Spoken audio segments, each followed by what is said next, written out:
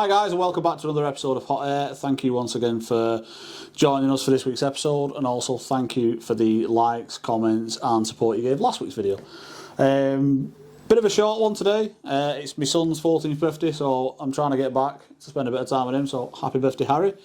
Happy birthday, Harry. Yeah, 14, can't believe he's 14. It's flown.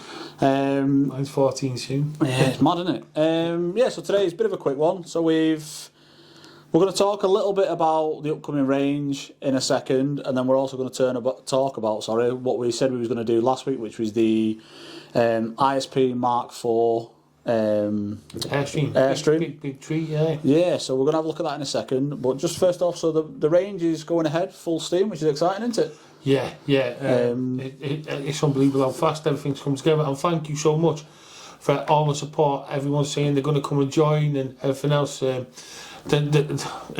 way everything's gone, it'll be fully booked every day, according to what everyone's saying.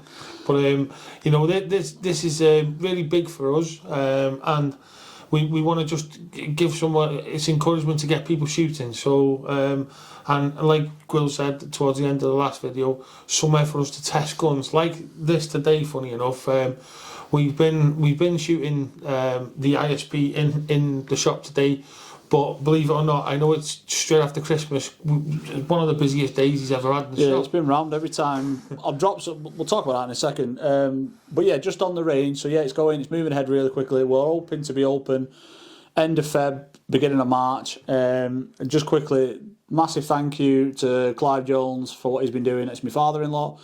He's heavily involved and he's doing wonderful things in terms of the planning and the design of it, and also liaising with people that he knows who are in different trades that are going to help us get it being one of the best ranges that we can put together.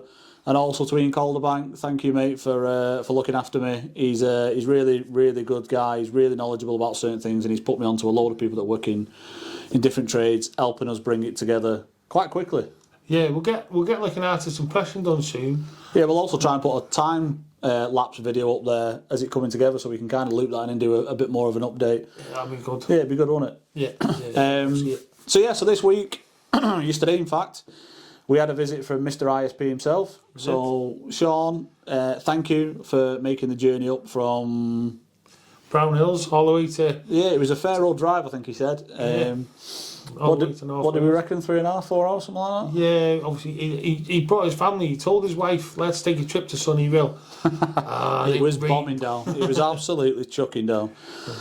But to be fair to him, he spent a long time in the shop talking about not only the new one, the prototype that we're going to look at in a second, but also the Spartan, which is my favourite. I've said that before. And also talking about different things that have happened in the trade, and also different people that he's known over the years.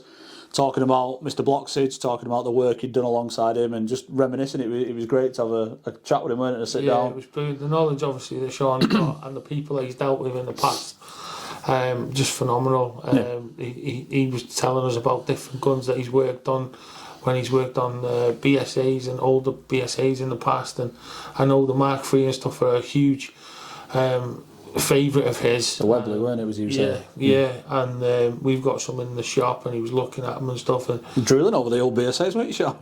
Yeah, it was brilliant to see him up here, and for him to make the effort to come and help a little channel like us. And you know what? A more down to earth guy you will not meet. You know, he makes these incredible guns, and he could be quite a big-headed guy, and he isn't. He's a lovely fella. Spent loads of time in the shop, probably too much to be honest. I think he got in trouble with his wife. I think he probably did. But also massively appreciate that, and also thank you for letting us be kind of the exclusive to bring this to the public eye, really. So we get out. Yeah, definitely. And sorry to Mrs. Hill as well for keeping him for so long. So he was here for a long time, but like I say, it was fantastic, and we really appreciated the fact that you spent the time talking to us and sharing stories and having a brew and a laugh and a joke. It was really nice, mate, so really appreciate it. And Sean he's undertaking a bit of work on behalf of myself. I've got an FAC Fearbin, and Sean's going to do some ISP magic on it, I hope. Yeah, so he's taking it away with him. I'll put a little video in now of mine before it's gone to Sean. Yeah, guys, so this is my Theant Rapid. It's a Mark II. So yeah, I got this in with the idea that I was going to create kind of a one-off with it. It is an FAC model one, so it's not one that I'm going to put out for sale to the general public. There's not many people buy the FAC ones. So this one was owned by a guy called Terry Mann, who was renowned for being a bit of a Theban wizard, if you like. Carbon shroud on the barrel and on the moderator, bottle off a day state, gauge off an air arms going into a Dr. Bob, quick fill, Anschutz's trigger and safety. The stock is a standard one, but obviously someone's took a saw to it and tried putting this cheap piece on that I don't really like. And it's on the wrong side. I'm a left-handed shooter, but it's obviously on the right side. So yeah, so I'm going to get Sean from ISP to do a new titanium shroud, titanium cylinder, and potentially make a stock. So yeah, keep watching for updates, and I'll keep you guys posted. So as you can see, it was already quite a nice. There was quite a lot of. It was tricked, weren't it? There was little bits on it. But so it came into the shop, and obviously, there's not many people that like the FAC guns, and the value isn't there. So Will decided to keep it for himself because he's got all his tickets. Yeah. And we're looking forward to seeing how that goes, aren't we? Yeah. Basically said free reign, do what you want with it, to be honest. I'm sure whatever he does, he'll come back and it'll be fantastic. So it's one to keep an eye on and one to keep up to date with and see what happens. We'll take loads of photos. I know Will's going to go to town on this rifle. It'll be a bit of a project ongoing. I think he's going to do similar to my old Dominator that we showed on the show. With the shroud and the new cylinder, which will make it, for those of you who know your Theabins, it'll make it like the Theabin Vanquish or the Elan. So it'll taking away the normal bottle style and adding the long cylinder, hopefully for a higher shot count, and also for aesthetics to make it look more like a rifle, because that's what Will likes. He likes it more like a rifle. And I'm not for 1 second saying that the Theban, I don't like a standard Theban, but for me, I just wanted to do something a little bit more tricked out and let Sean work some magic on it. With the titanium as well, it adds so much balance. What we said in the first ISP video we did, I was talking to Sean about this yesterday, and it's mad that the guy that supplies Sean his titanium piping, his sleeving and stuff, it's like a 100-year guarantee on it. Yeah. And that's not like a 100-year guarantee as it sits like in this rifle, or as it sits just in a thing. This is like deep sea oil rig stuff. It's mad, and you think the amount of pressure that metal's under. Yeah, it's incredible. It's crazy, but yeah, it is. It's not as light as aluminium, but obviously you can have the higher pressures, and if your red can fit it, you can get more shots through the higher pressure. So obviously he might be having a stock made once he's had the cylinder made. So that's going to be a bit of a project, not for you guys. Yeah, it'll be ongoing, but I'll keep you guys looped in so you can see exactly what we're up to and what Sean's done, because I do think it's important to showcase not only the mass-produced stuff, but also the smaller businesses as well that knock out these wonderful bits of kit. And obviously we will keep you up to date on the longbow as well. Yeah. But at the moment we haven't got much coming back on that, because it's been Christmas, it's been New Year, and where it is at the moment, he hasn't had much time to get onto it because of the Christmas period. So and you know, he's doing it for the shop very kindly, so we kind of don't want to push the person, so it is going to be an ongoing thing, that as well. So we've got a couple of projects, one Gwells himself and one that you guys can win. So so lots going on. So we're here to talk about the ISP Mk4 Airstream. Wonderful rifle. This is a prototype. There are a couple of videos that I am going to drop in. I've done kind of like a close-up view of both sides, because I think sometimes the camera doesn't really pick it up. So we've got a new way of filming, like up close and personal with these rifles, which I think we're going to start doing more often. So this is kind of the first time I've done it. So we will pop in the video of the two sides of the rifle. We'll drop that in now. Yeah, so this is a more of a closer look at the prototype ISP Airstream Mk4. Now Sean from ISP would probably want me to say this is the prototype. In his words, he thought it was a little bit rough and ready, but it's definitely not rough and ready. It's a stunning rifle. Got some quite neat, tricky bits to it that I'll go into in a little bit more in a second, but just for now, just thought I'd give you one look at this side of it. Yeah, so this is the other side, guys. You can see there, ISP England, Airstream Mk4. It's got an adjustable regulator. You can turn that collar there, the adjuster, and basically it means you can adjust your regulator without having to dump the air or remove the cylinder. It's also got a mechanical stabilizer, which works off kinetic energy as opposed to using air. So that's really clever. And all in all, guys, I think you'll agree it's a stunning rifle. Now all that's left to do is have a shot with it and see how she performs. Yeah, so as you can see there, guys, really, really nice rifle. Sean did say it was a bit rough and a bit ready because it is a prototype. I'm not being funny, I'd be quite happy with this to be one that I'd bought. It's lovely. Yeah, exactly. I mean, he wants us to, you know, understand that this stock is just something he threw together so that it worked. Wish I could throw something like that together. If I could Stunning. This stock's made out of poplar wood. Yeah, it's really light, it's lovely and light. With the action being alley and then the titanium, the whole gun is really light. We should have weighed it. We'll try and get a weight for when we put it out. We'll put a weight in the comments to show you how heavy it all is. But it's light. It's really nice. Obviously, with a different stock, it'd be heavier. But this is set up for a lightweight action. Yeah, isn't it? a little bit different than the Mark 1, 2 and 3 in that they've made certain tweaks, haven't they? And I do mention it in the video, but we'll probably talk about it again, to be fair, just because one of them is kind of unheard of, isn't it? Yeah. And that is that they've got a mechanical stabiliser within the block. I'm right in thinking everybody else uses air, don't they? Yeah, so obviously you guys that shoot field target and also 10 metre know about the stabilisers that the Anshul choose and the 9015 and things like that. And they're all based using air from your shot, so obviously they have a lower shot capacity. They're not as economic with the air. Whereas this one's, I think I'm right in saying it, yes, it's like kinetic energy or like a magnet system at the back.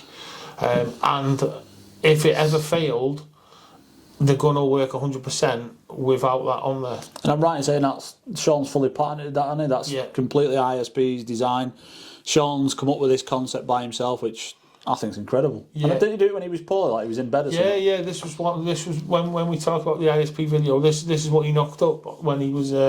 He came up with the idea when he was ill, and wish I could come up with ideas like that when I'm ill. Yeah. I just sit there eating soup. But there's another thing he's done also, which was a couple of differences on this one. I mean, the button there. The side lever's got the same action, hasn't it? Like the press down. Yeah, the buttons will. So, so that locks it in place, guys. So as we said on the ISP video that we did, it is a locked in place side lever. So there's a little latch on top. You press down and that opens and pushes out. Really, really clever idea. And it's somewhat quite simple, isn't it? Yeah. I don't think I've seen that in any other rifles. I can't think of any others that I've seen it on. Not that lock like that. And the thing is, these guys came up. I think we said in the first video, they were the first people to put a side lever on a rifle.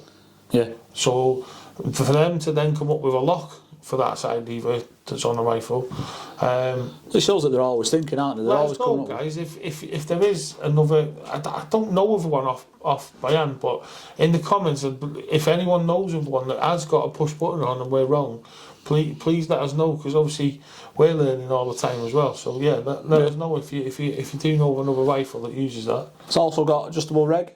Yeah. So the gauge here that you're looking at, there's a gauge on the end for your cylinder pressure, there's a gauge here for your reg pressure, and you basically loosen off the cylinder, and then there's a little drop down here. Yeah, you unscrew there's a little hole drilled into the bottom of the stock there, and there's a little silver dowel. You unscrew that and drop it down. There's like a little tool that he's made, it's mad, and you put it in one of these little holes, you loosen that off, and basically you can adjust the regulator without dumping the air or without removing the cylinder. Exactly. Which again is mental, isn't it? It's crazy. So if you're shooting, I had a chat with Mark Hubbard, about this earlier, and basically he uses it. He's got another prototype that isn't numbered. This is numbered number 1. He's got a prototype that isn't actually numbered that he's been setting up with Sean.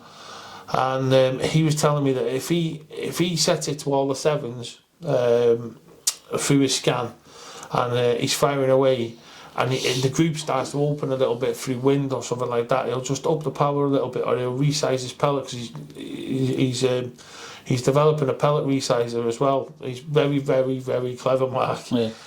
Him and Sean together are just unstoppable. So he's told us about how he'll reduce the pellet size to remove the rifling image on the pellet as it goes down the barrel, to stop the wind catching on the rifling that's indexed on the pellet as it goes through the air. I know there's also guys out there that tune it to stop what they call the blattiness, using the reg, so that you stop the turbulence behind your pellet that you reduce with the air stripper. So sorry guys, live shop, so if you hear the phone, sorry, but we'll try and eliminate that. So when you pull the trigger, instead of the valve opening and then slapping and regaining, you can up the pressure to make it open and close solid, so that it doesn't flutter down the barrel and cause the pellet to jump as it's Really going. clever, isn't it? Yeah, Yeah. it's all. You could go into it so much in depth, and the field target guys, you know, you guys buy these rifles for a reason, because they're fantastic, and you know, and I know you guys sit there washing your pellets and oiling and putting different LT1s and or Napier lube and all sorts of different things to make these pellets and resizing them, but when you match that sort of consistency with a rifle like this, you're unstoppable. That's why they win everything. Yeah.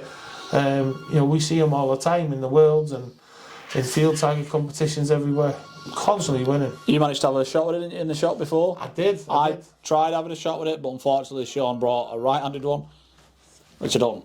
Sean, you know I'm left-handed. He brought a right-handed one. I tried shooting it. It was a little bit uncomfortable in my hand, just because it is so moulded. If you're a right-handed shooter, this would be phenomenal. So Gareth managed to have a go, didn't you? Yeah, I was over the moon. So we'll drop a video in of Gareth shooting that now. So I've been really lucky here today, because obviously Gwil's a left-handed shooter, so with this being so sculpted to your hand, it's really difficult for him to hold. So it's my turn today to get my hands on it. So I'm just going to put some shots down the lane, and it'll give you guys an idea of the noise of the gun. We'll just fire one down. I've loaded it, preloaded it. It's really clean and crisp. We'll drop a link to the video showing the side lever working, and here it is, guys. So as you can see, it's not blatty at all. Really smooth and crisp. So back to. So what did you think of it, mate? Oh, I need a bigger bank balance. I applied for an overdraft. Yes, I mean, you know, everyone who's been watching us through the last 10 episodes, I'm sure this is number 10, is it? No, more. I think this is number 12 now. Number 12? I think so. Sorry guys if we're boring you, but we've been on here too long now. But yeah, seriously, this, you know, I'm a Ripley person, but this does it for me. I love it. Yeah, it's nice, isn't it? I really like it. If I could, I would. I've already said to Sean, I know this is a prototype, but I've got first dibs on it. So I'm going to have it. Probably will as well. I'll have to change the stock though, because like I say, I wouldn't be able to use it. Anyway. Whereas I'll be happy with it as it is. Yeah. We've really enjoyed Sean coming down. We've really enjoyed having the rifle, playing with it and working out how all the bits work. We hope you like the new way we filmed it, doing the close-up shots and stuff. I apologise if it's a little bit movie, if that makes sense. It's just it's a new way of doing it. I'm not going to go into too much detail and bore you with how I'm doing it, but it basically works. There's a lot of head movement, so I apologise. I will try and get better at it and make it more. Let us know if you like it. Yeah, I'll try and get it a little bit more smooth. You spent a lot of money on it. Yeah, so don't slag it off too much, really. But for today, guys, that's it. It's a nice, short, simple one. As I said, we've got the Theban one coming up in the next couple of weeks. We've got a special one with Pulsar coming down. So we're going to do a comparison between budget entry thermal and a high-end thermal, and also the same with the day and night scopes. So that'll be dead interesting for you guys that do a bit of pest control and are looking at getting into either thermal or night vision / day scopes. It will be the Pulsar rep who sat with us. I've asked him not to make it too corporate. He's going to be a little bit more customer friendly. We might have something that I might throw in the mix there as well, guys. Just to question him on the spot. Yeah, but we will also take a look at other manufacturers as well. So please tune in for that one. That'll be dead good. But for now, I think that's it, isn't it? Yeah. Sorry, it's not majorly long, but you know, as you can see, getting someone a legend like Sean down. And delivering something like this to us to let us have the first dibs of. And we did try. Sorry, Gareth. We did try videoing Sean. I did try sneaking, like getting a little phone interview with him, but he weren't having none of it. He does not want to appear on camera. Doesn't at all. Which is a shame because he's got loads of great stories and he's a very intelligent guy and he knows his stuff. So it'd have been lovely to get him on. Yeah. So yeah. But hopefully we haven't kept you too long, and hopefully you liked today's show, and hopefully. You can see from what we see in this rifle and that it's an absolutely fantastic piece of kit. And if you are looking for a field target rifle, consider ISP. They're much better than the mainstream manufacturers, and you get something made for yourself. So perfect. Cheers, guys. Thank you for watching. Please like, subscribe, comment as much as you want. Any ideas for any future videos you'd like to see, please remember Theoburn, Ivan Hancock video. We've got loads of stuff planned that we've got scheduled in, so everyone is hopefully going to be a little bit different, a little bit more entertaining. So thank you for sticking with us, and we'll see you next week. See you next week, guys. Cheers, guys. Bye bye.